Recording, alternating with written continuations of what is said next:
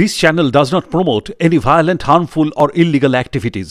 All content provided by this channel is meant for educational purpose only. 21 July শহীদ দিবস তো নেই আর picnic দিবস।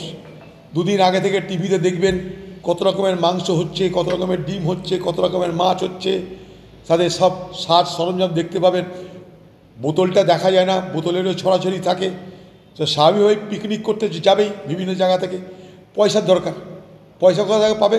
চাঁদা তুলতে হবে, পঞ্চায়েতে চুরি করতে হবে, লোকের কাছে জুলুম করে টাকা আদায় করতে হবে, কাটমানি খেতে হবে, সেই টাকা দিয়ে দিদির শহীদ দিবস হবে। তাই টাকা চাঁদা না দিলে সেখানে মার খেতে হবে। আর এই সুবাদে চাঁদা তোলার মাধ্যমে যারা নেতা তাদের পকেটে কিছু টাকা ঢুকবে, এই তো গল্প। কিন্তু সেই শহীদ দিবসে যার যে সমস্ত পরিবারের লোকেরা শহীদ হয়েছিল তাদেরকে আপনি দেখতে পাবেন না।